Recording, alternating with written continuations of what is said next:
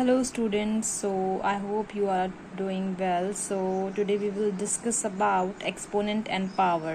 So आज जो है वो हम करेंगे exponent and power, जो कि हमें जो है वो हम कोई भी न्यूमेरिकल सॉल्व करते हैं या कोई भी मैथमेटिकल टर्म को हमने सॉल्व करना होता है, not even lower classes, but अगर हमने इसको जो है वो अपने जैसे +1 +2 में जब भी हम न्यूमेरिकल सॉल्व करते हैं तो ये जो लॉज हैं इसके एक्सपोनेंट एंड पावर के वो हम यूज़ करते हैं।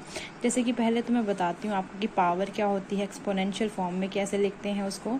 तो हमारे पास जैसे हम ले लेते हैं कि हमारे पास एक नंबर है, जैसे मान लो कि 16 है, ठीक है। 16 को हमने लिखना है एक्सपोनेंशियल फॉर्म में। तो उसको कैसे लिखेंगे एक्सपोनेंशियल फॉर्म में? हम सबसे पहले इसके फैक्टर्स निकालेंगे 16 के, ठीक है। सबसे पहले हम 2 से करते हैं इसको। 2 8 ज़ा 16, 2 4 ज़ा 8, 2 2 ज़ा 4 एंड 2। तो हम इसके फैक्टर्स देखेंगे कितने फैक्टर्स आए। 1 2 3 4, 4 times means 2 into 2 into 2 into 2।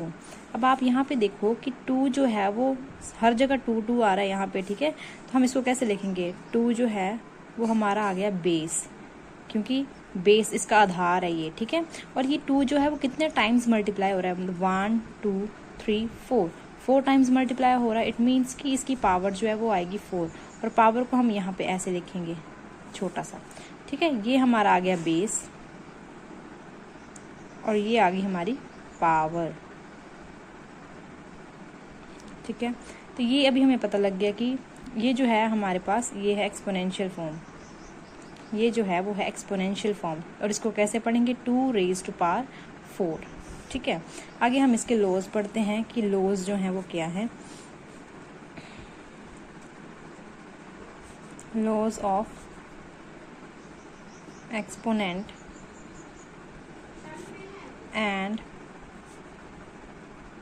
Power, ठीक है। तो इसमें हमारा फर्स्ट लॉ जो आ जाता है वो है कि बेस अगर हमारा सेम है, ठीक है, और पावर्स जो दी हैं हमारे पास अलग अलग है। देखो ये बेस है ना, नीचे जो आता है उसको हम क्या बोलते हैं? बेस बोलते हैं, ठीक है।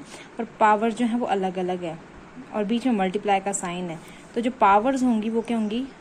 Add a raise to power m plus n, ठीक है। सेकेंड हमारे पास आता है, मान लो a raise to power m और यहाँ पे आ गया 2, ये वाला ले लेते हैं हम सेकेंड टर्म, ठीक है। डिवाइड मीन्स बेस सेम है बट पावर्स अलग अलग हैं और बीच में क्या है? डिवाइड का साइन है। तो क्या हो जाएगा? यहाँ पे पावर्स जो होती हैं वो माइनस हो जाती हैं। मीन्स यहाँ पे आ जाएगा a raise to power 5 minus n, sorry m minus n।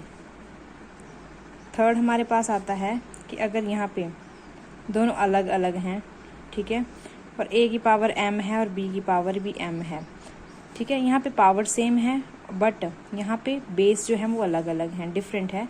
तो इसको मैं लिख सकती हूँ a into B whole raise to power m, ठीक है।